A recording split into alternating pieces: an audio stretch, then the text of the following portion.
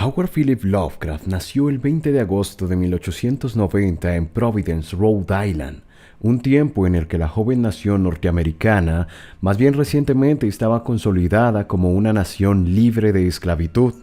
El mundo mismo iba de a poco adentrándose en la era moderna. Julio Verne ya había hecho soñar a millones con la posibilidad de dar la vuelta al mundo, ir a lo más profundo de los océanos, explorar los rincones más inauditos de la Tierra y pisar la Luna. Cosas que estoy seguro estaría orgulloso de ver que logramos. Pero para alguien tan particular como nuestro autor de hoy, alguien que nació en esa senda algo retorcida como la de Poe, que fue su maestro además, lleno de luces y sombras, tal vez bastantes sombras, pero aún más llena de genialidad con la que consiguió llevar el horror a escalas titánicas y cósmicas, acercándose un poco más al que tal vez sea el terror más grande del hombre, el miedo a lo desconocido. Pone la pregunta en la mesa, pero ¿y qué hay más allá? ¿Qué hay más allá en las aguas más profundas, más oscuras? ¿Qué hay más allá de las selvas más inaccesibles? ¿Qué hay más allá de la oscuridad más insondable? ¿Qué criaturas pueden vivir en esos lugares que aún no conocemos y que sobre todo no sabemos hace cuánto están ahí, observándonos, testeándonos, usándonos? En la sombra, esperando el momento preciso para reclamar lo que les pertenece, mientras nuestros pequeños cerebros de primate intentan siquiera asimilar todo el poder que tienen esos seres. Esto es La llamada de Cthulhu, de Howard Philip Lovecraft.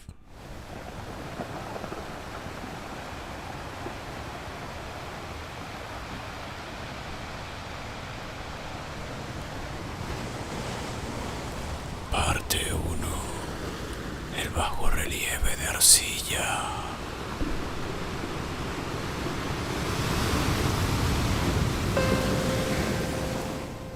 No hay en el mundo fortuna mayor, creo, que la incapacidad de la mente humana para relacionar entre sí todo lo que hay en ella. Vivimos en una isla de plácida ignorancia, rodeados por los negros mares de lo infinito, y no es nuestro destino emprender largos viajes. Las ciencias, que siguen sus caminos propios, no han causado mucho daño hasta ahora. Pero algún día, la unión de esos disociados conocimientos nos abrirá la realidad y a la endeble posición que en ella ocupamos. Perspectivas tan terribles que enloqueceremos ante la revelación o huiremos en esa funesta luz, refugiándonos en la seguridad y la paz de una nueva edad de las tinieblas. Algunos teósofos han sospechado la majestuosa grandeza del ciclo cósmico, del que nuestro mundo y nuestra raza no son más que fugaces incidentes. Han señalado extrañas supervivencias en términos que nos helarían la sangre si no estuviesen disfrazados por un blando optimismo. Pero no son ellos los que me han dado la fugaz visión de esos dones prohibidos, que me estremecen cuando pienso en ellos y me enloquecen cuando sueño con ellos. Esa visión, como toda temible visión de la verdad, surgió de la unión casual de elementos diversos. En este caso, el artículo de un viejo periódico y las notas de un profesor ya fallecido. Espero que ningún otro logre llevar a cabo esta unión. Yo, por cierto, si vivo, no añadiré voluntariamente un solo eslabón a tan espantosa cadena. Creo, por otra parte, que el profesor había decidido, también, no revelar lo que sabía, y que si no hubiese muerto repentinamente, hubiera destruido sus notas. Tuve por primera vez conocimiento de este asunto en el invierno de 1926-1927, a la muerte de mi tío abuelo George Gamel Angell, profesor honorario de lenguas semíticas de la Universidad de Brown, Providence, Rhode Island. El profesor Angell era una autoridad vastamente conocida en materia de antiguas inscripciones, y a él habían recurrido con frecuencia los conservadores de los más importantes museos. Muchos deben, por lo tanto, recordar su desaparición, acaecida a la edad de 92 años. Las oscuras razones de su muerte aumentaron aún más el interés local. El profesor había muerto mientras volvía del barco de Newport y, según afirman los testigos, luego de recibir el empellón de un marinero negro. Este había surgido de uno de los curiosos y sombríos pasajes situados en la falda abrupta de la colina que une los muelles a la casa del muerto, en la calle Williams. Los médicos, incapaces de descubrir algún desorden orgánico, concluyeron luego de un perplejo cambio de opiniones que la muerte debía atribuirse a una oscura lesión del corazón, determinada por el rápido ascenso de una cuesta excesivamente empinada para un hombre de tantos años. En ese entonces no vi ningún motivo para disentir del diagnóstico, pero hoy tengo mis dudas, y algo más que dudas. Como heredero y ejecutor de mi tío abuelo, viudo y sin hijos, era de esperar que yo examinara sus papeles con cierta atención. Trasladé con ese propósito todos sus archivos y cajas a mi casa en Boston. El material ordenado por mí será publicado en su mayor parte por la Sociedad Norteamericana de Arqueología.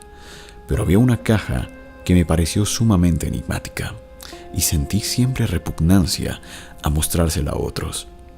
Estaba cerrada y no encontré la llave hasta que se me ocurrió examinar el llavero de que el profesor llevaba siempre consigo. Logré abrirla entonces, pero me encontré con otro obstáculo mayor y aún más impenetrable. ¿Qué significado podían tener ese curioso bajorrelieve de arcilla y esas notas, fragmentos y recortes de viejos periódicos? ¿Se había convertido mi tío en sus últimos años en un devoto de las más superficiales imposturas? Resolví buscar el excéntrico escultor que había alterado la paz mental del anciano. El bajorrelieve era un rectángulo tosco de 2 centímetros de espesor y de unos 30 o 40 centímetros cuadrados de superficie. Indudablemente de origen moderno, los dibujos, sin embargo, no eran nada modernos, ni por su atmósfera, ni por su sugestión. Pues aunque las rarezas del cubismo y el futurismo sean numerosas y extravagantes, no suelen reproducir esa críptica regularidad de la escritura prehistórica, y la mayor parte de los dibujos parecía ser ciertamente alguna especie de escritura. A pesar de mi familiaridad con los papeles y las colecciones de mi tío, no logré identificarla, ni sospechar ni siquiera alguna remota relación. Sobre esos supuestos jeroglíficos había una figura de carácter evidentemente representativo, aunque la ejecución impresionista impedía comprender su naturaleza. Parecía una especie de monstruo, o el símbolo de un monstruo, o una forma que solo una fantasía enfermiza hubiese podido concebir. Si digo que mi imaginación, algo extravagante, se representó a la vez un pulpo, un dragón y la caricatura de un ser humano, no traicionaré el espíritu del dibujo. Sobre un cuerpo escamoso y grotesco, provisto de alas rudimentarias, se alzaba una cabeza pulposa y coronada de tentáculos, pero era el contorno general lo que la hacía más particularmente horrible. Detrás de la figura se esbozaba una arquitectura ciclópea. Las notas que acompañaban a este curioso objeto, además de unos recortes de periódico, habían sido escritas por el profesor mismo y no tenían pretensiones literarias. El documento, en apariencia más importante, estaba encabezado por las palabras «El culto de Cthulhu», escritas cuidadosamente en caracteres de imprenta para evitar todo error en la lectura de un nombre tan desconocido. El manuscrito se dividía en 2 secciones. La primera tenía el siguiente título: 1925, Sueño y obra onírica de H.A. Wilcox, calle Thomas 7, Providence, Rhode Island. Y la segunda, Informe del inspector John L. Grass, calle Vienaville, 121, Nueva Orleans, a la Sociedad Norteamericana de Arqueología, 1928. Notas del mismo y del profesor Webb. Las otras notas manuscritas eran todas muy breves, relatos de sueños curiosos de diferentes personas o citas de libros y revistas teosóficos, principalmente la Atlántida y Lemuria perdida de W. Scott Elion, y el resto comentarios acerca de la supervivencia de las sociedades y cultos secretos, con referencia a pasajes de tratados mitológicos y antropológicos de la rama dorada de Fraser y el culto de las brujas en Europa occidental de la señora Murray. Los recortes de periódicos aludían principalmente a casos de alienación mental y a crisis de demencia colectiva en la primavera de 1925. La primera parte del manuscrito principal relataba una historia muy curiosa. Parece que el 1 de marzo de 1925, un joven delgado, moreno, de aspecto neurótico y presa de gran excitación, había visitado al profesor Angel con el singular bajorrelieve de arcilla, entonces todavía fresco y húmedo. En su tarjeta se leía el nombre de Henry Anthony Wilcox, y mi tío había reconocido en él al hijo menor de una excelente familia con la que estaba ligeramente relacionado. Wilcox, que desde hacía tiempo estudiaba dibujo en la Escuela de Bellas Artes de Rhode Island y que vivía en el Hotel Fleur de Lis, muy cerca de esta institución, era un joven precoz de genio indudable, pero muy excéntrico. Desde su infancia había llamado la atención por las historias y sueños extraños que se complacía en relatar. Se denominaba a sí mismo físicamente hipersensitivo, pero la gente seria de vieja ciudad comercial lo consideraba simplemente raro. No había frecuentado nunca a los de su propia clase y poco a poco había ido retirándose de toda actividad social. Actualmente solo era conocido por algunos estetas de otras ciudades. La Asociación Artística de Providence, deseosa de preservar su conservadurismo, lo había desahuciado. En aquella visita, decía el manuscrito, el escultor había pedido bruscamente la ayuda de los conocimientos arqueológicos de su huésped para identificar los jeroglíficos. El joven hablaba de un modo pomposo y descuidado que impedía simpatizar con él. Mi tío le respondió con sequedad, pues la evidente edad de la tableta excluía toda posible relación con las ciencias arqueológicas. La réplica del joven Wilcox, que impresionó bastante a mi tío como para que la reprodujera palabra por palabra, tuvo ese énfasis poético que caracterizaba sin duda su conversación habitual. «Es nueva, es cierto», le dijo, «pues la hice anoche mientras soñaba con extrañas ciudades y los objetos son más viejos que la cavilosa Tiro, la contemplativa Esfinge o Babilonia guarnecida de jardines». Y comenzó a narrar una historia desordenada que de pronto despertó en mi tío un recuerdo. El anciano se mostró febrilmente interesado. La noche anterior había habido un leve temblor de tierra, el más violento de los que había sacudido Nueva Inglaterra en esos últimos años, que había afectado terriblemente a la imaginación de Wilcox. Ya en cama, y por primera vez en su vida, había visto en sueños estas ciudades ciclópeas de enormes bloques de piedra y gigantescos y siniestros monolitos de un horror latente que exudaban un limo verdoso. Muros y pilares estaban cubiertos de jeroglifos y de las profundidades de la tierra, de algún punto indeterminado, venía una voz que no era una voz, sino más bien una sensación confusa que solo la fantasía podía traducir en esa unión de letras casi imposible. Cthulhu of Tank. Esta mezcla de letras fue la llave del recuerdo que excitó y perturbó al profesor Angel. Interrogó al escultor con minuciosidad científica y estudió con intensidad casi frenética el bajorrelieve que el joven había estado esculpiendo en sueños. Vestido solo con su ropa de dormir y temblando de frío, mi tío culpó a su avanzada edad, dijo Wilcox más tarde, el no reconocer con rapidez los jeroglíficos y el dibujo. Muchas de sus preguntas le parecieron un poco fuera de lugar a su visitante, especialmente aquellas que trataban de relacionar este último con sociedades y cultos extraños. Y Wilcox no pudo entender por qué mi tío le prometió repentinamente guardar silencio si admitía ser miembro de una de las innumerables sectas paganas o místicas.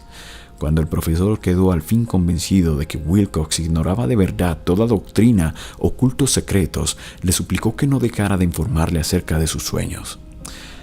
Este pedido dio sus frutos, pues a partir de esa primera entrevista, el manuscrito menciona las visitas diarias del joven y la descripción de sorprendentes visiones nocturnas, cuyo tema principal era siempre unas construcciones ciclópeas de piedra, húmedas y oscuras, y una voz o inteligencia subterránea que gritaba una y otra vez, en enigmáticas y sensibles impactos, algo indescriptible. Los dos sonidos que se repetían con más frecuencia eran los representados por las palabras Cthulhu y Relaya. El 23 de marzo, continuaba el manuscrito, Wilcox faltó a la cita. Una investigación realizada en el hotel reveló que había sido atacado por una fiebre de origen desconocido y que lo había llevado a la casa de sus padres en la calle Waltermart. Se había puesto a gritar en medio de la noche, despertando a varios artistas que vivían en el mismo hotel, y desde entonces había pasado alternativamente de la inconsciencia al delirio. Mi tío telefonió enseguida a la familia y desde ese momento siguió de cerca el caso, yendo a menudo a la oficina del Dr. Tovey en Tyler Street, médico de cabecera del joven. La mente febril de Wilcox alimentaba aparentemente extrañas imágenes. El doctor se estremeció al recordarlas. No solo incluían una repetición de los sueños anteriores, sino también una criatura gigantesca, de varios kilómetros de altura, que caminaba o se movía pesadamente. Wilcox nunca lo describía en todos sus detalles, pero las pocas e incoherentes palabras que recordaba el Dr. Tovey convencieron al profesor de que aquel era el monstruo que el joven había intentado representar. Cuando Wilcox se refería a su obra, añadió el doctor, caía enseguida, invariablemente en una especie de letargo, cosa rara. Su temperatura no estaba nunca por encima de lo normal. Sin embargo, su estado se parecía más al de una fiebre violenta que al de un desorden del cerebro. El 2 de abril, a las 3 de la tarde, la enfermedad cesó de pronto. Wilcox se sentó en la cama, asombrado de encontrarse en la casa de sus padres e ignorando totalmente lo que había ocurrido en sus sueños o en la realidad desde el 22 de marzo. Como el médico declarará que estaba curado, a los 3 días volvió a su hotel. Pero ya no le fue de ninguna utilidad al profesor Angel. Junto con su enfermedad se habían desvanecido todos aquellos sueños, y luego de oír durante una semana los relatos inútiles e irrelevantes de unas muy comunes visiones, mi tío dejó de anotar los pensamientos nocturnos del artista. Aquí terminaba la primera parte del manuscrito, pero las abundantes notas invitaban de veras a la reflexión. Solo el escepticismo inveterado que informaba entonces mi filosofía puede explicar mi persistente desconfianza. Las notas describían lo que había soñado diversas personas en el mismo periodo en el que el joven Wilcox había tenido sus extrañas revelaciones. Mi tío parecía había organizado rápidamente una vasta encuesta entre casi todos aquellos a quienes podía interrogar sin parecer impertinente, pidiendo que le contaran sus sueños y le comunicaran las fechas de todas sus visiones notables. Las reacciones habían sido varias, pero el profesor recibió más respuestas de las que hubiese obtenido cualquier otro hombre sin la ayuda de un secretario. Aunque no conservó la correspondencia original, las notas formaban un completo y muy significativo resumen. La aristocracia y los hombres de negocios, la tradicional sal de la tierra de Nueva Inglaterra, dieron un resultado casi completamente negativo, aunque hubo algunos pocos casos de informes de impresiones nocturnas, siempre entre el 13 de marzo y el 2 de abril, periodo del delirio del joven escultor. Los hombres de ciencia no fueron tampoco muy afectados, aunque por lo menos 4 vagas descripciones sugerían la visión fugaz de extraños paisajes, y uno de ellos hablaba del temor a algo anormal. Las respuestas más pertinentes procedían de artistas y poetas, que si hubieran podido comparar sus notas hubieran sido presas del pánico ante la falta de las cartas originales. Llegué a sospechar que el compilador había estado haciendo preguntas insidiosas o había deformado el texto de la correspondencia para corroborar lo que había resuelto ver. Por eso persistí en la creencia de que Wilcox, conociendo de algún modo los viejos documentos reunidos por mi tío, había estado engañándolo. Estas respuestas de los artistas narraban una perturbadora historia. Entre el 28 de febrero y el 2 de abril, gran parte de ellos había tenido sueños muy curiosos, alcanzando su máxima intensidad en el tiempo del delirio del escultor. Una cuarta parte hablaba de escenas y sonidos semejantes a los descritos por Wilcox, y algunos confesaban su terror ante una criatura gigantesca y sin nombre. Un caso que las notas describían con énfasis era particularmente triste. Un sujeto, un arquitecto muy conocido, algo inclinado al ocultismo y a la teosofía, se volvió completamente loco la noche que llevaron al joven Wilcox a la casa de sus padres y murió meses después gritando que lo salvaran de algún escapado habitante del infierno. Si mi tío hubiese conservado los nombres de esos casos, en vez de reducirlos a números, yo hubiera podido hacer alguna investigación personal. Pero, como están las cosas, solo pude encontrar a unos pocos. Todos, sin embargo, confirmaron las notas. Me pregunté A menudo si aquellos a quienes había interrogado el profesor Angel se habían sentido tan intrigados como este grupo. Nunca les di explicaciones, y es mejor así. Los recortes de prensa, como ya he dicho, trataban de casos de pánico, manía y excentricidad, siempre en el mismo periodo. El profesor Angel debió de haber empleado una agenda de recortes, pues el número de estos extractos era prodigioso y además procedían de todos los rincones del mundo. Uno describía un suicidio nocturno en Londres. Un hombre había saltado por una ventana luego de lanzar un grito horrible. En una confusa carta al editor de un periódico sudamericano, un fanático anunciaba, apoyándose en sus visiones, un futuro siniestro. Un despacho de California relataba que una colonia teosófica había comenzado a usar vestiduras blancas ante la proximidad de un glorioso acontecimiento que no llegaba nunca, mientras las noticias de la India se referían cautelosamente a una seria agitación de los nativos producida a fines de marzo.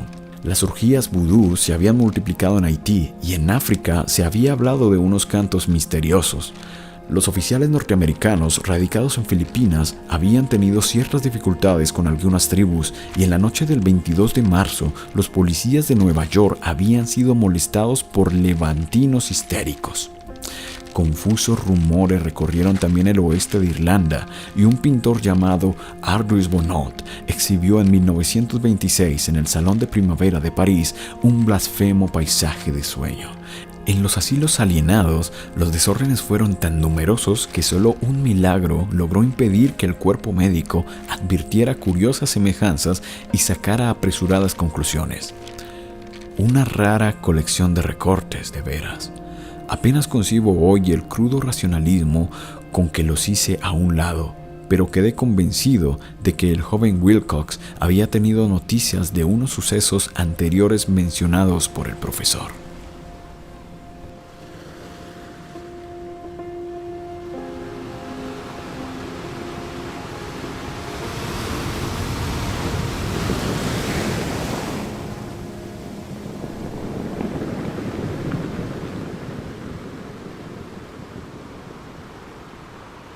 Parte 2.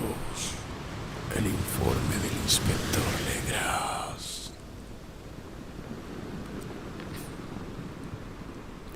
Los sucesos anteriores, por los que mi tío diera tanta importancia al sueño del escultor y al bajo relieve, eran el tema de la segunda mitad del largo manuscrito.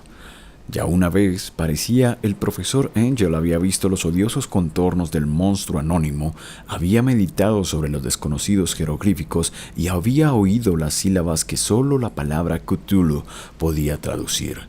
Todo esto en circunstancias tan sobrecogedoras que no es raro que persiguiese al joven Wilcox con preguntas y ruegos. Esta experiencia anterior había ocurrido 17 años antes, en 1908, mientras la Sociedad Norteamericana de Arqueología celebraba su consejo anual en San Luis. El profesor Angel, por su autoridad y sus méritos, había desempeñado un papel importante en todas las deliberaciones, y a él se acercaban varios profanos que aprovechaban la oportunidad de la convocatoria para hacer preguntas y plantear problemas. El jefe de ese grupo no tardó en convertirse en centro de atracción de todo el Congreso. Era un hombre de aspecto muy común, mediana edad y que había hecho el viaje de Nueva Orleans a San Luis en busca de cierta información que no había podido obtener en su distrito. Se llamaba John Raymond Legras y era un inspector de policía. Traía consigo el objeto de su viaje, una estatuita de piedra repugnante y grotesca, muy antigua, aparentemente, cuyo origen no había logrado determinar. No debe creerse que el inspector Legras se interesara por la arqueología. Todo lo contrario, su deseo de instruirse tenía como único origen razones puramente profesionales. La estatuita, ídolo, fetiche o lo que fuese, había sido capturada meses antes en los pantanos boscosos del sur de Nueva Orleans, en el curso de una expedición contra una presunta ceremonia vudú. Tan singulares y odiosos eran los ritos que la policía comprendió que se hallaban ante un culto totalmente ignorado e infinitamente más diabólico de los vudú. Los confusos e increíbles relatos arrancados por la fuerza a los prisioneros nada informaron sobre su posible origen. De ahí el deseo de la policía de consultar a alguna autoridad para identificar así el horrible símbolo y seguir las huellas del culto hasta sus fuentes. El inspector Legres no había esperado que su pedido convocara una impresión semejante. La aparición de la curiosa estatuita bastó para excitar a los hombres de ciencia y pronto todos rodearon al inspector para contemplar de cerca la diminuta figura cuya rareza y aspecto de genuina abismal antigüedad abrían perspectivas tan misteriosas y arcaicas. Nadie reconoció la escuela escultórica de la que había nacido la estatua, y sin embargo, centenares y hasta miles de años parecían haberse posado en la oscura y verdosa superficie de aquella piedra desconocida. La figura que los miembros del consejo pasaron de mano en mano para estudiarla con más minuciosidad medía unos 20 a 25 centímetros de altura y estaba finamente labrada. Representaba un monstruo de contornos vagamente antropoides, pero con una cabeza de pulpo cuyo rostro era una masa de tentáculos, un cuerpo escamoso que sugería cierta elasticidad, 4 extremidades dotadas de garras enormes y un par de alas largas y estrechas en la espalda.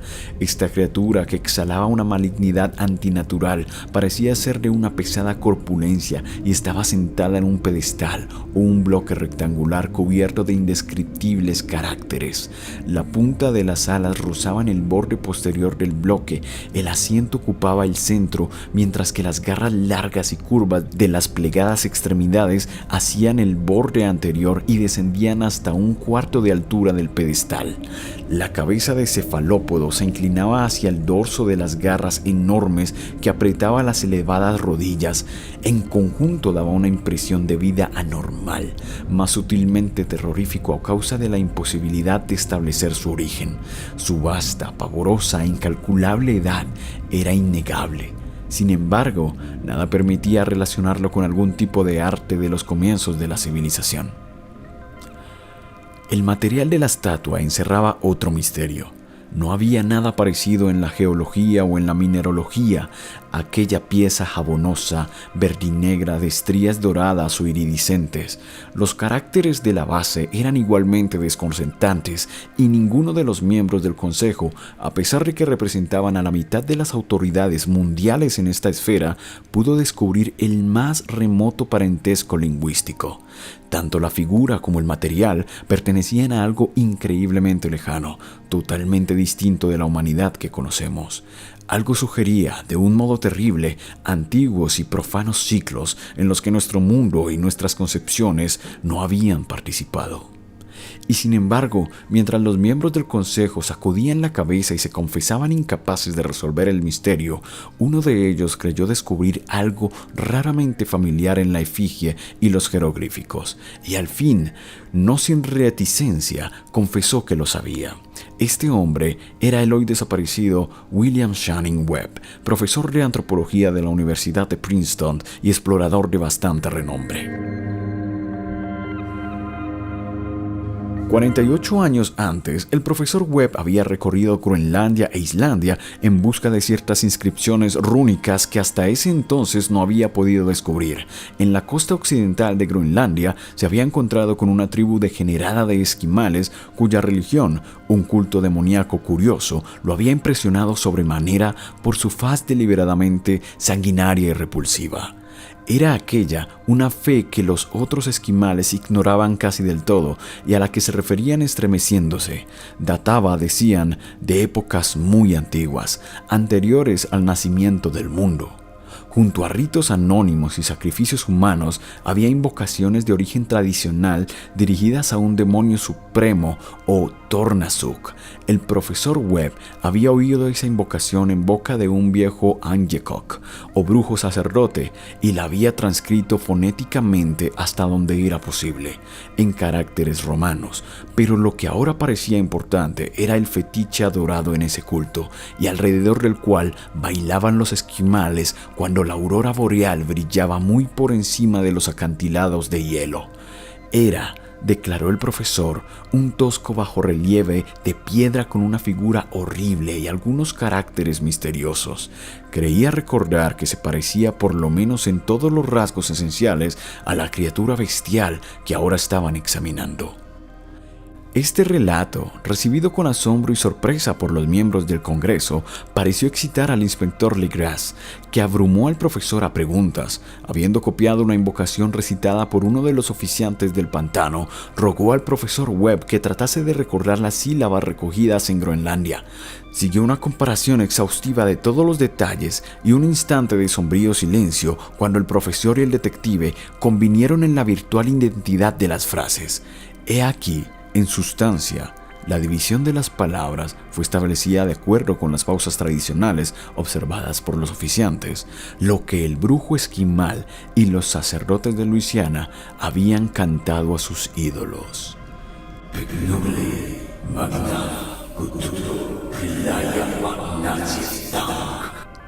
Legras había tenido más suerte que el profesor Webb, pues varios prisioneros le habían revelado el sentido de esas palabras. Era algo así: en su casa de Rilaya, el fallecido Cthulhu espera soñando.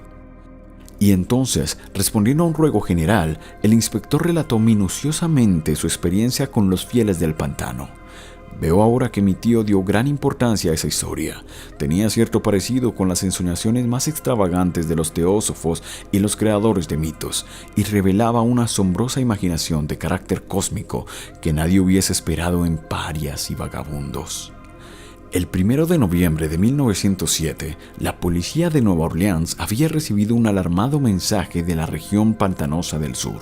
Los colonos, gente primitiva pero de buen natural, descendientes en su mayor parte de Lafayette, eran presas del pánico a causa de algo desconocido que había invadido la región durante la noche. Se trataba en apariencia de un culto vudú, pero de una especie más terrible que todo lo que ellos conocían.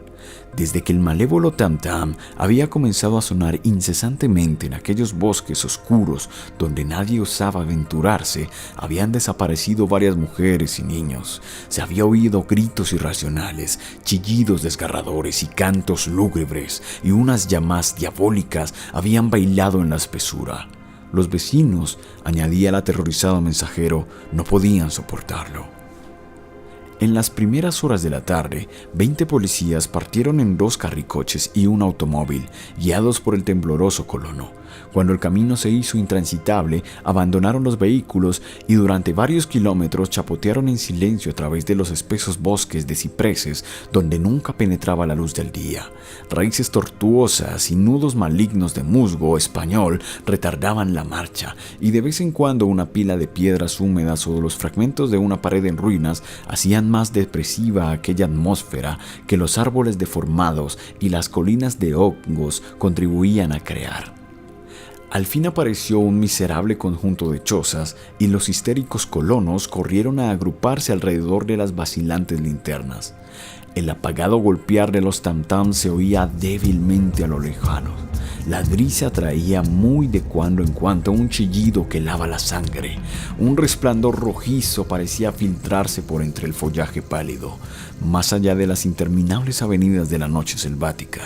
A pesar de su repugnancia a quedarse nuevamente solos, todos los habitantes del lugar se negaron a avanzar un solo paso hacia la escena del culto maldito, de modo que el inspector Legras y sus detectives colegas tuvieron que aventurarse sin guías por aquellas negras arcadas de horror donde ninguno de ellos había puesto el pie.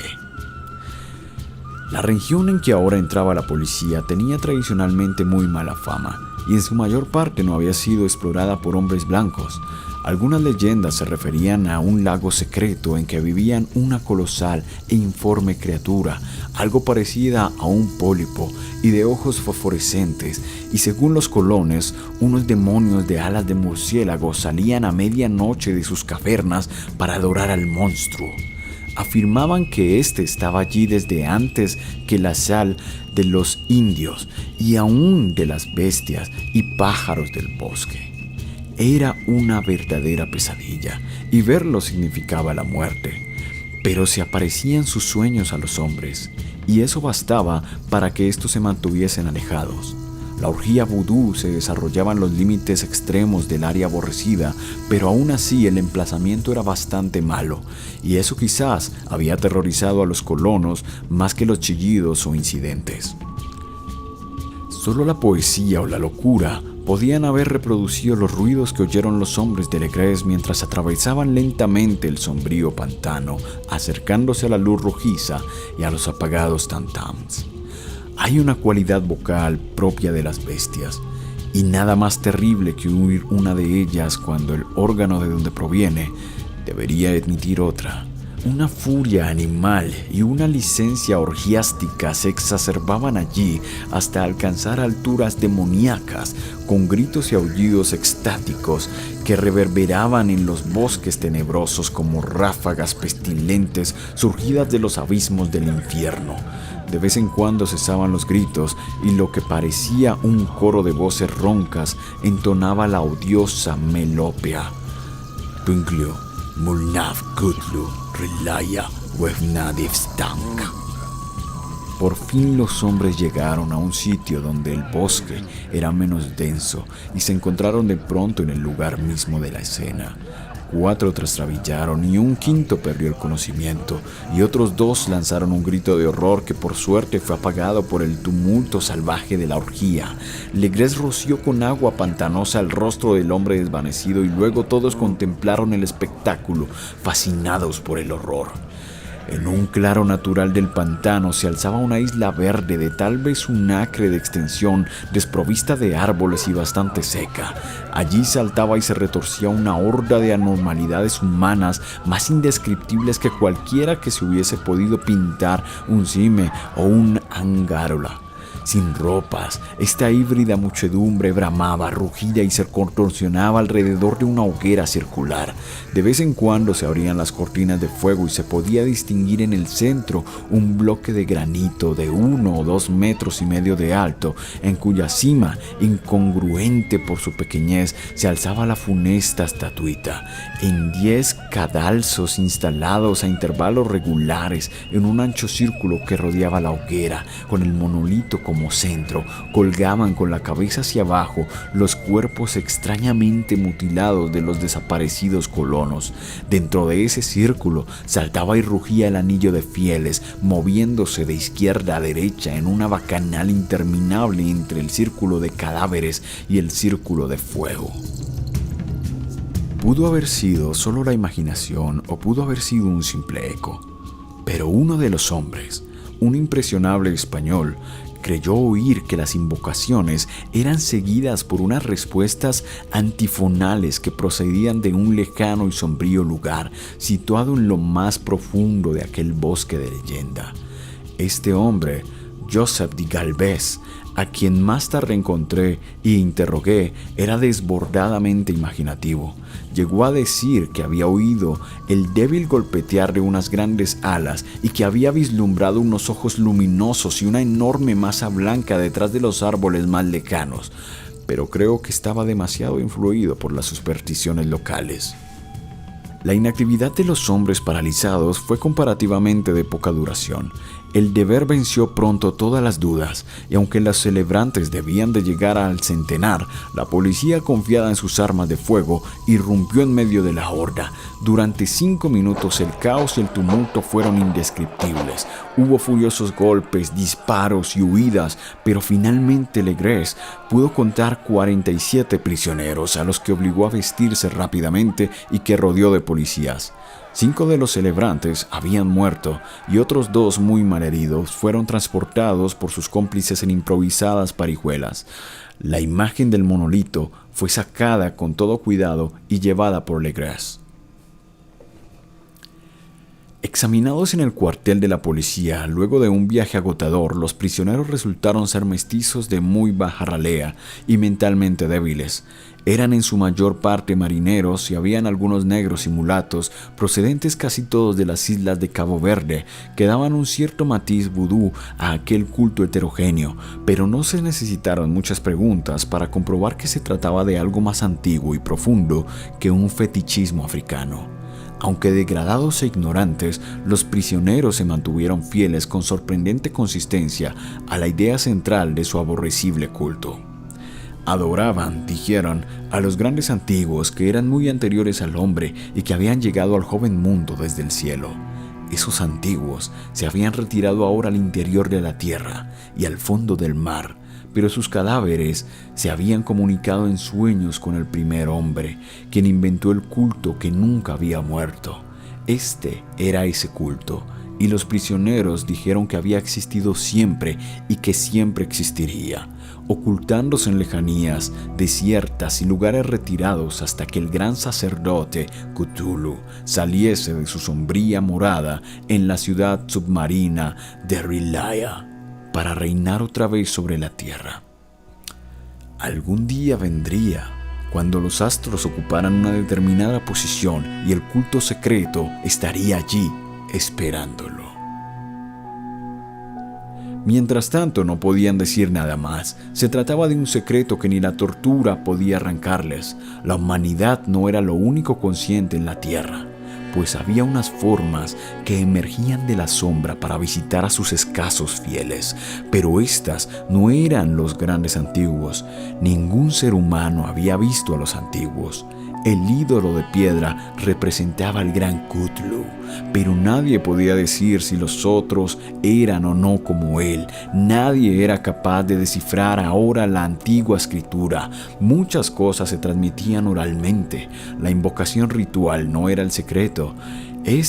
No se comunicaba nunca en voz alta.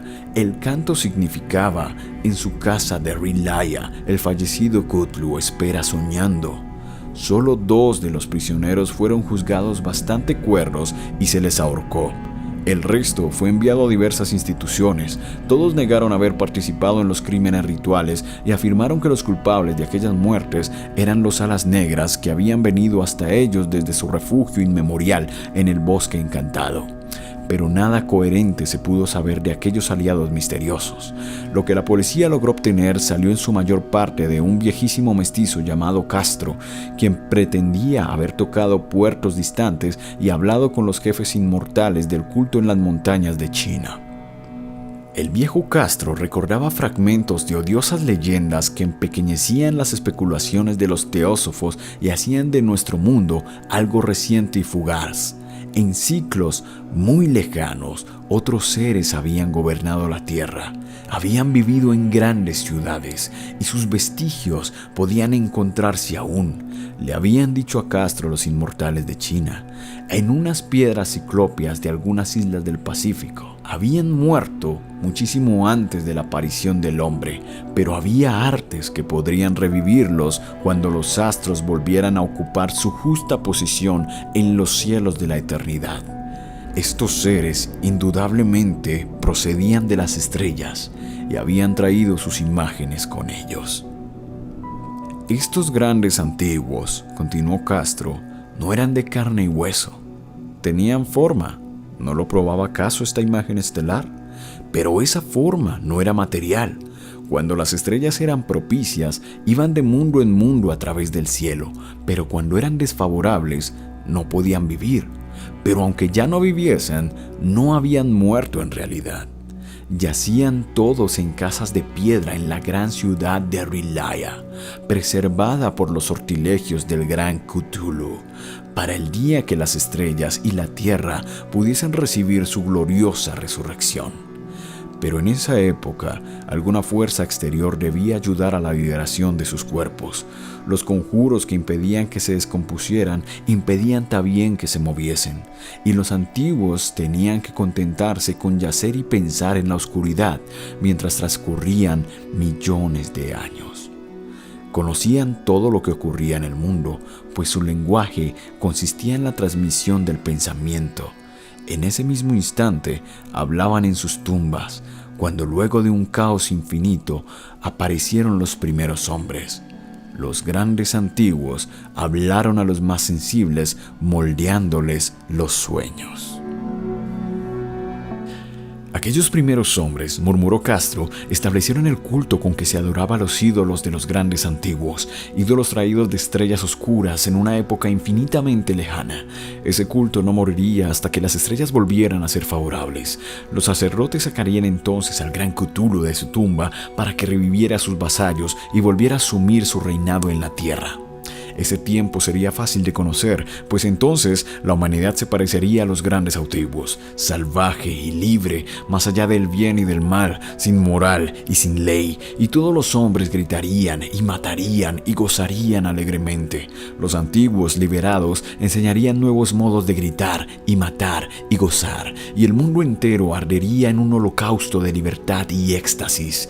Mientras tanto, el culto, con apropiados ritos, debería conservar el recuerdo de aquellos días antiguos y presagiar su retorno. En los primeros tiempos, algunos hombres escogidos habían hablado en sueños con aquellos seres, pero luego algo había pasado. La gran ciudad de piedra de Rilaya, con sus monolitos y sepulcros, se había hundido bajo las olas y las aguas de los abismos, con ese misterio primigenio en que nadie había pensado ni siquiera en penetrar. Habían interrumpido esas citas espectrales, pero los recuerdos no morían, y los altos sacerdotes afirmaban que cuando los astros fuesen favorables, la ciudad volvería a la superficie. Entonces los viejos espíritus de la tierra, mohosos y sombríos, saldrían de sus subterráneos y propagarían los rumores recogidos allá, en olvidados fondos del océano. Pero de ellos el viejo Castro no se atrevía a hablar. Se interrumpió de pronto y ni la persuasión ni las sutilezas pudieron arrancarle otras informaciones. Tampoco quiso mencionar, curiosamente, el tamaño de los antiguos. En cuanto al culto, afirmó que su centro debía encontrarse en los desiertos intransitados de Arabia, donde Irem, la ciudad de los pilares, sueña aún intacta y secreta. No tenía relación alguna con la brujería europea y solo era reconocido por sus miembros. Ningún libro aludía a él, aunque los chinos inmortales decían que en el Necronomicon del árabe loco Abdul al-Sarret había un sentido oculto que el iniciado podía interpretar de muy diversas maneras, especialmente en el tan discutido dístico: no está muerto quien puede yacer eternamente, y en épocas extrañas hasta la muerte puede morir. Legres, profundamente impresionado y no poco intrigado, había buscado sin éxito las filiaciones históricas del culto. Castro aparentemente había dicho la verdad al afirmar que era un secreto. Las autoridades de la Universidad de Tuluán no pudieron arrojar luz alguna sobre el culto o la imagen, y ahora recurría a las mayores autoridades y se encontraba nada menos que con el episodio de Groenlandia del profesor Webb. El ferviente interés que despertó el relato de Legres, corroborado por la presencia de la estatuita, tuvo algún eco en las cartas que intercambiaron luego los miembros del Congreso, pero apenas hay alguna mención en el informe oficial. La prudencia es preocupación primordial de aquellos que se enfrentan a menudo a la charlatanería y la impostura. Legras prestó durante un tiempo la estatua al profesor Webb, pero a la muerte de este último le fue devuelta y está desde entonces en su casa. Allí le he visto no hace mucho tiempo. Es de veras algo estremecedora e indiscutiblemente parecida a la escultura elaborada en sus sueños por el joven Wilcox. No me asombró que mi tío se hubiese excitado con el relato del joven.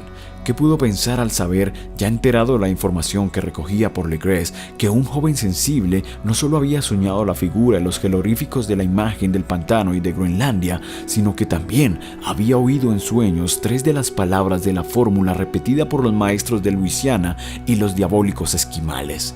Era natural que el profesor Angel hubiese iniciado instantáneamente una minuciosa investigación, aunque yo en mi fuero interno sospechaba que el joven Wilcox había oído hablar del culto y había inventado una serie de sueños para acrecentar el misterio ante los ojos de mi tío. El relato de los otros sueños y los recortes coleccionados por el profesor parecían corroborar la historia del joven. Pero mi bien fundado racionalismo y la total extravagancia del asunto me llevaron a adoptar las conclusiones que estimé más razonables, de modo que luego de estudiar otra vez el manuscrito y comparar las notas teosóficas y antropológicas con la descripción del culto que había hecho Legres, viajé a Providence para ver al escultor e increparle el haberse burlado de tal modo de un sabio anciano. Wilcox vivía aún, solo, en el Fleur de Lis de la calle Thomas, desagradable imitación victoriana de la arquitectura bretona del siglo XVII. La fachada de estuco del hotel lucía ostentosamente entre las encantadoras casas coloniales y a la sombra del más hermoso campanario georgiano que pudiera verse en Norteamérica. Encontré a Wilcox en sus habitaciones, sumido en su labor, y comprendí enseguida por las piezas que lo rodeaban que su genio era profundo y auténtico. Creo que durante un tiempo Wilcox figurará entre los más grandes decadentes, pues ha cristalizado en arcilla y reflejará un día en el mármol esas pesadillas y fantasías evocadas en prosa por Arthur Machen y que Clark Ashton Smith ha hecho visibles en versos y pinturas. Moreno, frágil y de aspecto un poco descuidado, Wilcox se volvió lánguidamente y sin dejar su silla me preguntó qué deseaba. Cuando le dije quién era, manifestó cierto interés, pues mi tío había excitado su curiosidad al examinar sus raros sueños, aunque sin expresar las razones de ese examen, sin sacarlo de su ignorancia, traté prudentemente de hacerlo hablar.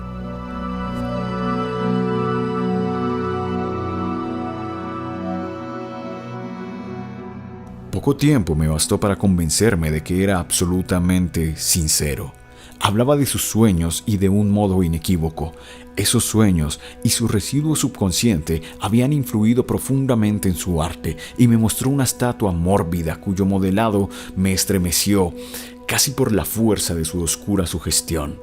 No recordaba haber visto el original excepto en el bajorrelieve creado durante un sueño, pero los contornos se habían formado insensiblemente bajo sus manos.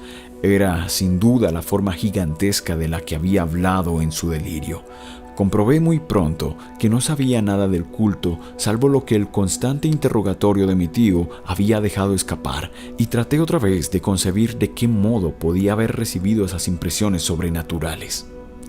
Hablaba de sueños de un modo extrañamente poético, haciéndome ver con terrible claridad la ciudad ciclópea de piedra verde y musgosa, cuya geometría, añadió cuidadosamente, era totalmente errónea. Y oí otra vez, con un temor expectante, el subterráneo llamado mental. Cthulhu Ftang, Cthulhu Ftang. Esas palabras figuraban en la temible invocación que evocaba el sueño vigilia de Cthulhu en su bóveda de piedra de Rilaya, y a pesar de mis racionales ideas me sentí profundamente perturbado. Wilcox, era indudable, había oído hablar casualmente del culto y lo había olvidado enseguida en la masa de las lecturas y concepciones igualmente fantásticas. Más tarde, en virtud de su impresionable carácter, el culto había encontrado un modo de expresión subconsciente en los sueños, el bajorrelieve de arcilla y la estatua que yo estaba ahora contemplando, de modo que la superchería había sido involuntaria. El joven tenía unos modales un poco afectados y un poco vulgares que me desagradaban de veras, pero yo ya estaba dispuesto a admitir tanto su genio como su honestidad. Me despedí amablemente y le deseé todo el éxito que su talento prometía. El asunto del culto continuó fascinándome y a veces imaginaba poder adquirir un gran renombre investigando su origen y relaciones. Visité Nueva Orleans, hablé con Legres y otros de los que habían participado en aquella vieja expedición. Examiné la estatuita y hasta interrogué a los prisioneros que todavía vivían. El viejo Castro, por desgracia, había muerto hacía varios años. Lo que escuché entonces de viva voz, aunque no fue más que una confirmación detallada de los escritos de mi tío, acrecentó mi interés y tuve la seguridad de estar sobre la pista de una religión muy antigua y secreta, cuyo descubrimiento me convertiría en un antropólogo famoso. Mi actitud era aún entonces absolutamente materialista, como aún quisiera que lo fuese. Y por una inexplicable perversidad mental, rechacé la coincidencia de los sueños y los recortes coleccionados por el profesor Angel.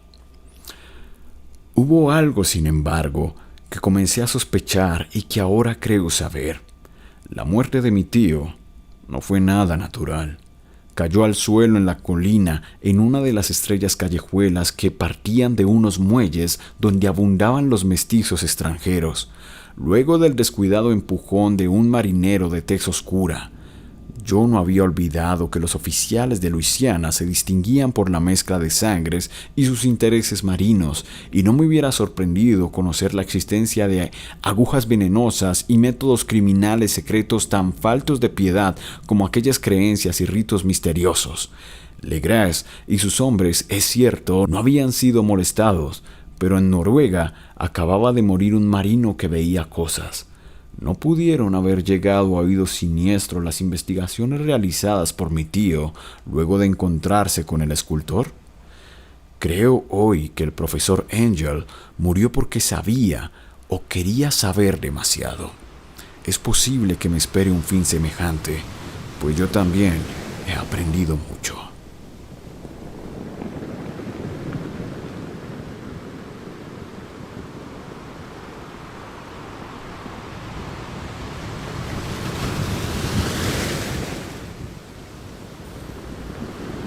Parte 3. La locura del mar. Si el cielo decidiese algún día acordarme un insigne favor, borraría totalmente de mi memoria el descubrimiento que hice, por simple casualidad, al echar una ojeada a una hoja de periódico que recubría un estante. Era un viejo número del Boletín de Sydney del 18 de abril de 1925, con el cual no hubiese podido dar en mi vida cotidiana. Había pasado inadvertido hasta para la agencia de recortes que había estado coleccionando ávidamente durante esas épocas materiales para mi tío. Había yo casi abandonado mis investigaciones cerca de lo que el profesor llamaba el culto de Cthulhu y me encontraba de visita en casa de un docto amigo de Paterson, Nueva Jersey, conservador del museo local y mineralogista de renombre. Examinando un día los ejemplares de reserva amontonados en desorden en los estantes de una de las salas del fondo del museo, mi mirada se detuvo en la rara ilustración de uno de los periódicos extendido bajo las piedras. Era el Boletín de Sydney que he mencionado. Mi amigo tenía corresponsales en todos los países extranjeros imaginables. La imagen era una fotografía en sepia de una odiosa estatuita de piedra casi igual a la que Legres había encontrado en el pantano. Despojé vivamente a la hoja de su precioso contenido, leí el artículo con cuidado y lamenté su brevedad. Lo que sugería, sin embargo, era de suma importancia para mi ya vacilante búsqueda. Arranqué cuidadosamente la noticia con el propósito de ponerme enseguida en acción. He aquí el contenido. Misterioso barco a la deriva rescatado en alta mar. El Vigilant arribó remolcando a un yate neozelandés armado. Un muerto y un sobreviviente a bordo. Relatan combates furiosos y muertes en alta mar. Marinero rescatado se niega a dar detalles de la misteriosa experiencia. Ídolo extraño hallado en su poder. Se iniciará una investigación. El carguero Vigilant de la compañía Morrison procedente de Valparaíso arribó esta mañana a su puesto de amarre en la bahía Darling remolcando al yate Arlen de Dunedin número 2 con serias averías, pero dotado aún de un poderoso armamento. El yate fue avistado el 12 de abril a los 34 grados 21 segundos de latitud sur y a los 152 grados 17 segundos de latitud oeste, con un muerto y un sobreviviente a bordo. El Vigilant dejó Valparaíso el 25 de marzo y el 2 de abril fue alejado considerablemente de su curso, en dirección sur por excepcionales tormentas y enormes olas. El 12 de abril avistó el buque a la deriva. En apariencia había sido abandonado, pero luego descubrió que llevaba un sobreviviente en estado de delirio y un hombre muerto por lo menos desde hacía una semana. El sobreviviente apretaba entre sus manos una piedra horrible de origen desconocido, de unos 30 centímetros de alto, cuyo origen los profesores de la Universidad de Sydney, la Sociedad Real y el Museo de la Calle College no pudieron determinar, y que el hombre afirmaba haber descubierto en la cabina del yate en un altarcillo rudimentario. Este hombre ya recobrado relató una historia de piratería y violencia sumamente extraña. Se trata de un noruego llamado Gustav Johansson, de cierta cultura, segundo oficial en la goleta Emma de Auckland, que partió para el Callao el 20 de febrero con una tripulación de 20 hombres. El Emma, dijo, fue retrasado y alejado considerablemente de su ruta por la tormenta el 1 de marzo y el 22 del mismo mes a los 49 grados 51 segundos de latitud sur y a los 128 grados 54 segundos de longitud este. Encontró al Aller conducido por una tripulación de canacos y mestizos de aspecto patibulario. El capitán Collins no obedeció la orden de virar y la tripulación del yate abrió fuego sin aviso con una batería de cañones de bronce particularmente pesada. Los marineros de Lema, dijo el sobreviviente, se resistieron con valentía y aunque la goleta comenzó a hundirse, pues varios proyectiles habían alcanzado la línea de flotación, lograron acercarse al enemigo y abordaron poniéndose a luchar en cubierta. Como los tripulantes del yate combatían de un modo torpe y cruel, tuvieron que matarlos a todos. 3 de los hombres de Lema, incluso el capitán Collins y el primer oficial Green, murieron, y los 8 restantes, bajo el mando del segundo oficial Johansen, se pusieron a navegar en dirección seguida originalmente por el yate, a fin de descubrir por qué motivo se les había ordenado cambiar de rumbo. Al día siguiente desembarcaron en una islita que no figuraba en ningún mapa. 6 de los hombres murieron allí, aunque Johansen se mostró particularmente resistente a este respecto y dijo que habían caído en una grieta entre las rocas. Más tarde, parece, Johansen y sus compañeros volvieron al yate y trataron de hacerlo navegar, pero fueron vencidos por la tormenta el 2 de abril.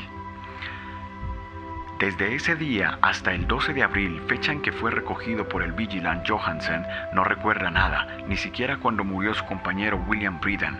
La muerte no se debió aparentemente a otra causa que a privaciones. Cables procedentes de Dunedin informa que el Alert era muy conocido como barco de carga y tenía muy mala reputación. Pertenecía a un curioso grupo de mestizos cuyas frecuentes incursiones nocturnas a los bosques atraían no poca curiosidad.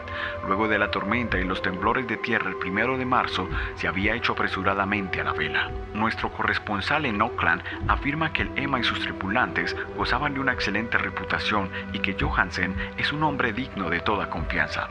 El almirantazgo va a iniciar una investigación sobre este asunto, durante la cual se tratará de convencer a Johansen para que hable más libremente. Esto era todo, además de la diabólica imagen. Pero ¿qué pensamientos despertó en mi mente? Estas nuevas y preciosas noticias acerca del culto de Cthulhu probaban que éste tenía fieles seguidores tanto en el mar como en la tierra. ¿Qué motivo había impulsado a la híbrida tripulación a ordenar el regreso de Lema mientras navegaban con su ídolo? ¿Qué isla desconocida era aquella en la que habían muerto 6 de los tripulantes, acerca de la cual el contramaestre Johansen se mostraba tan reticente? ¿Qué resultado había tenido la investigación del almirantazgo y qué se sabía del odioso culto en Dunedin? Y lo más extraordinario, qué profunda y natural relación de hechos era esta que se daba una significación maligna e innegable a los sucesos tan cuidadosamente anotados por mi tío. El 1 de marzo, el 28 de febrero, de acuerdo con el uso horario internacional, se había producido una tormenta y un terremoto. El Alert y su mal encarada tripulación habían dejado rápidamente Dunedin como obedeciendo a un imperioso llamado, y en el otro extremo de la tierra, poetas y artistas habían comenzado a soñar con una ciclópea ciudad submarina, mientras un joven escultor moldeaba en sueños la forma del terrible Cthulhu. El 23 de marzo, la tripulación de Lema desembarcaba en la isla desconocida, perdiendo allí 6 hombres, y en esa misma fecha, los sueños de algunas personas alcanzaron su mayor intensidad y se oscurecieron con el terror de un monstruo maligno y gigantesco, mientras un arquitecto se volvía loco y un escultor caía presa del delirio. ¿Y qué pensar de esa tormenta del 2 de abril, fecha en que cesaron todos los sueños de la ciudad sumergida, y Wilcox salió indemne de aquella fiebre extraña? ¿Qué pensar igualmente de aquellas alusiones del viejo Castro a los antiguos venidos de las estrellas y a su reino próximo, y a su culto y a su gobierno de los sueños? ¿Estaba balanceándome en el borde de un abismo de horrores cósmicos insoportables para un ser humano? En todo caso, no afectaron sino a la mente, pues el 2 de abril puso término de algún modo a la monstruosa amenaza que había sitiado el alma de los hombres. Aquella tarde, luego de haber pasado el día enviando telegramas y haciendo urgentes preparativos, me despedí de mi huésped y tomé un tren para San Francisco. En menos de un mes llegué a Dunedin, donde sin embargo descubrí que se sabía muy poco de los extraños miembros del culto que habían vivido en las posadas marineras. El vagabundeo en los muelles era asunto demasiado común y no valía la pena mencionarlo, pero algo oí a propósito de una expedición terrestre realizada por estos mestizos, durante la cual se escuchó el débil golpear de unos tambores y se vio un fuego rojo en las colinas lejanas.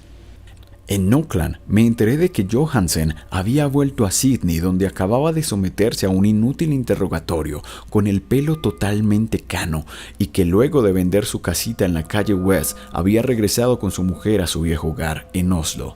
De su aventura no dijo a sus amigos más de lo que ya sabían los oficiales del almirantazgo, y todo lo que pudieron hacer fue darme su nueva dirección.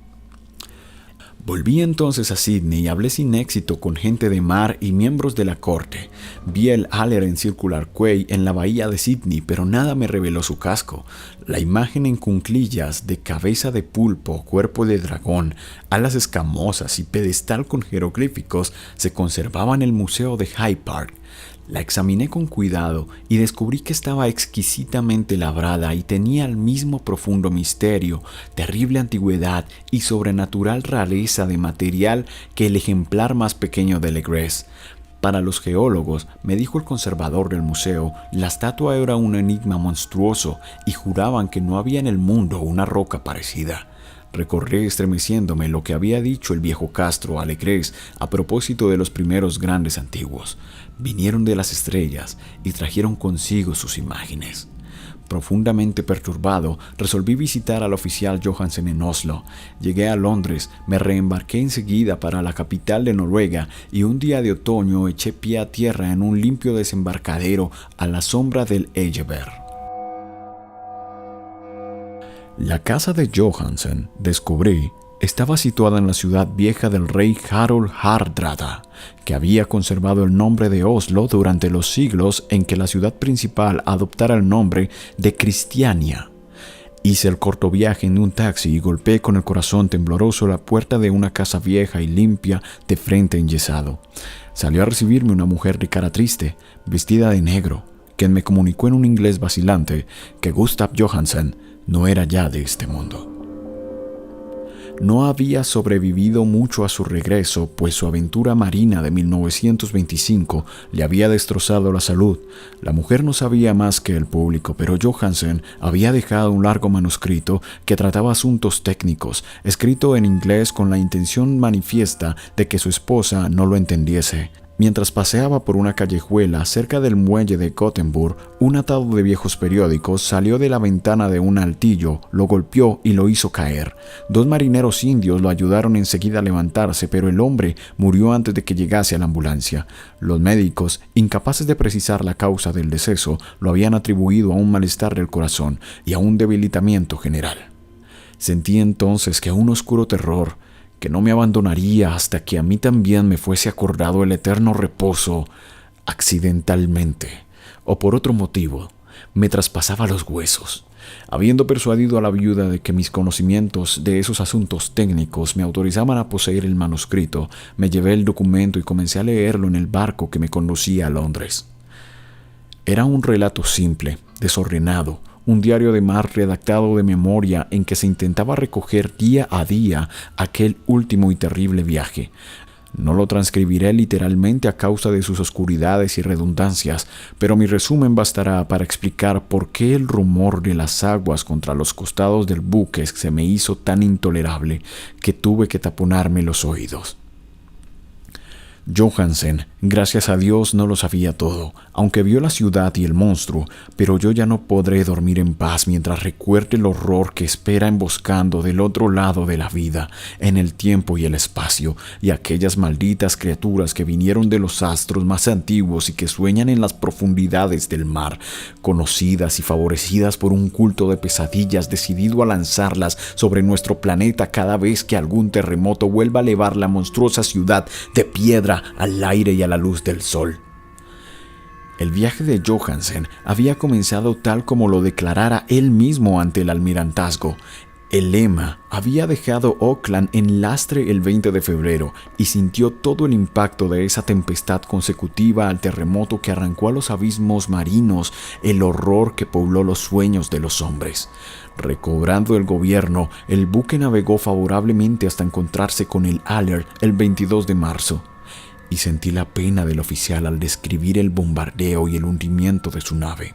De los mestizos del yate, Johansen hablaba con un horror realmente significativo. Había algo abominable en ellos que hacía que su destrucción pareciese casi un deber, y Johansen se sorprende ante la acusación de crueldad que contra él y sus compañeros hizo la corte.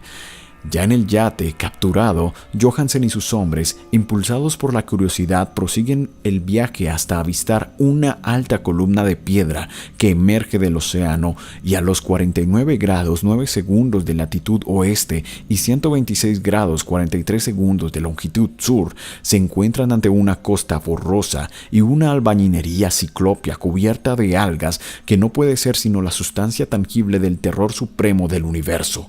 La ciudad muerta de Rilaya, construida hace millones de años antes de los comienzos de nuestra historia por las enormes y espantosas criaturas que descendieron desde unos astros desconocidos.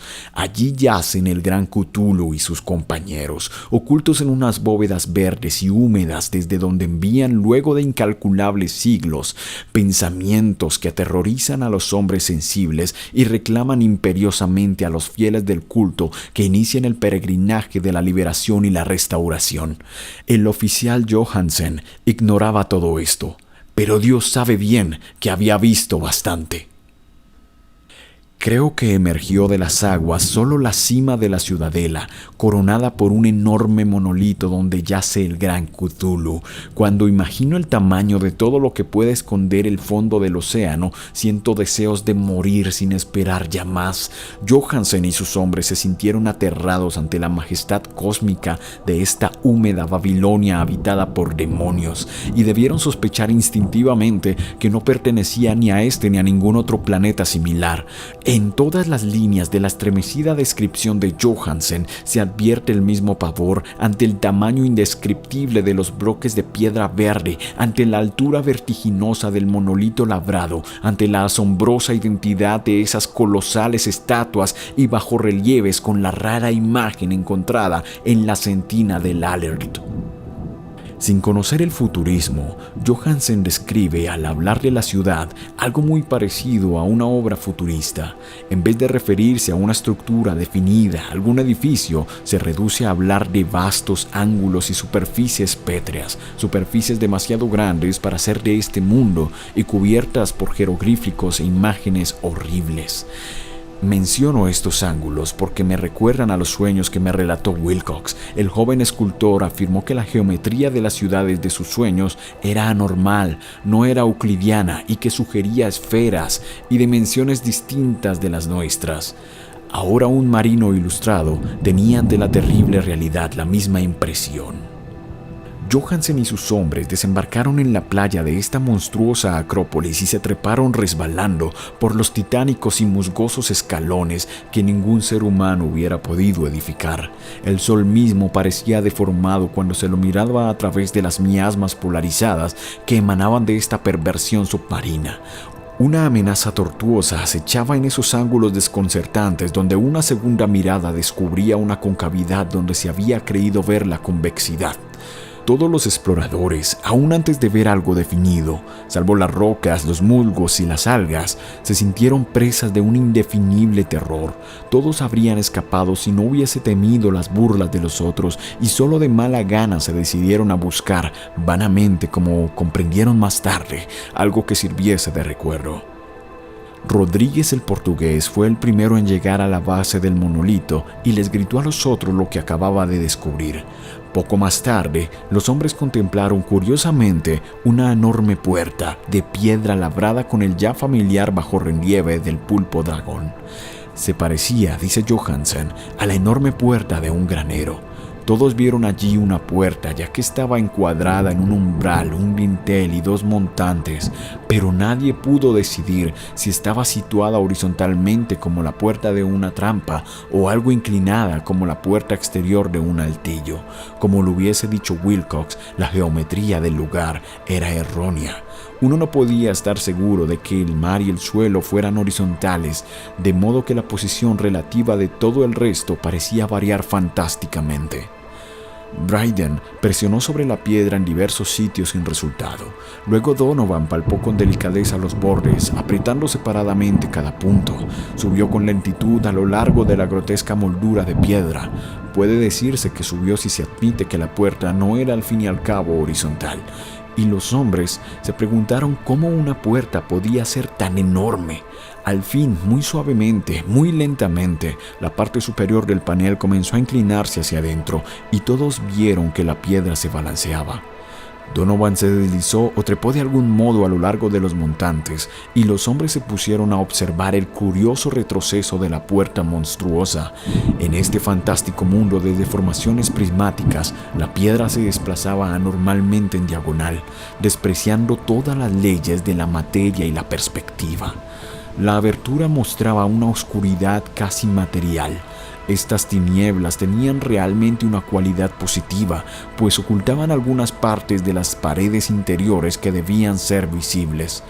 Al fin surgió de aquella cárcel milenaria algo así como una humareda que oscureció la luz del sol mientras se elevaba hacia el cielo, empequeñecido y arrugado, con la ayuda de sus alas membranosas.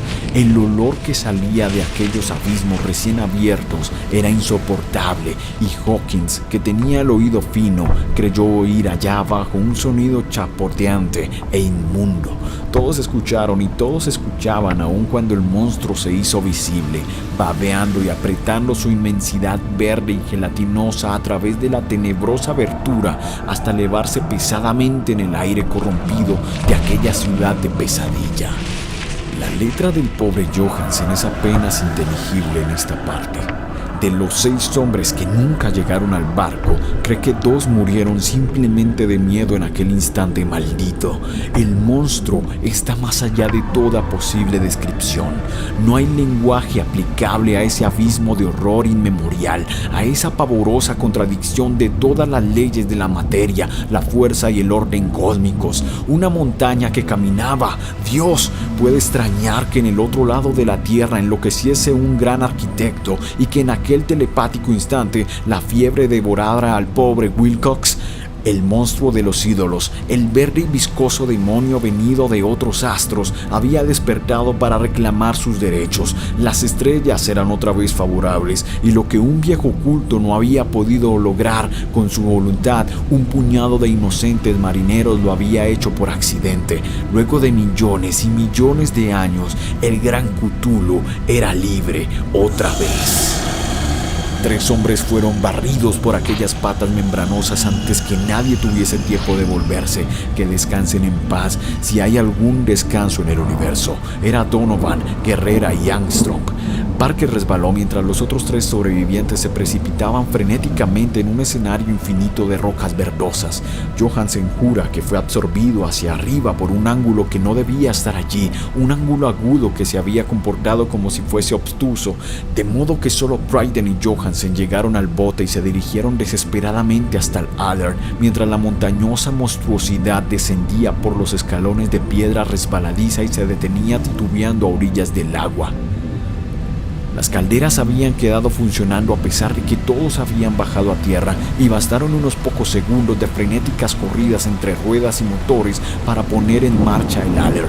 Lentamente, entre los horrores distorsionados de esa escena indescriptible, la hélice comenzó a golpear las aguas. Mientras tanto, en la costa mortal, sobre aquellas construcciones que no eran de este mundo, el monstruo gigantesco venido de las estrellas emitía unos gritos inarticulados, como Polifemo al maldecir el veloz navío de Ulises. Enseguida, con más audacia que los cíclopes de la leyenda, el gran Cthulhu penetró en las aguas e inició la persecución con los golpes que levantaron enormes olas.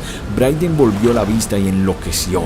Desde entonces rió a intervalos hasta que la muerte lo alcanzó en su cabina, mientras Johansen vagaba delirando de un lado a otro.